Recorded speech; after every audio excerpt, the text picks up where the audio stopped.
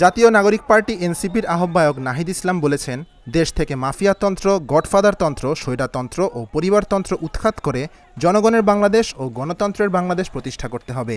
শনিবার দুপুরে সারা দেশে জুলাই পদযাত্রার অংশ হিসেবে কক্সবাজারে পদযাত্রার শেষে সমাবেশে তিনি এই কথা বলেন।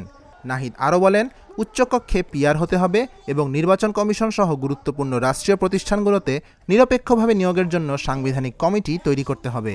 দুপুর ১টা থেকে কক্সবাজারে প্রবেশমুখ বাস টার্মিনাল থেকে পদযাত্রা শুরু করে শহীদ দৌলত ময়দানে এসে শেষ হয় এনসিপির এই পদযাত্রাটি।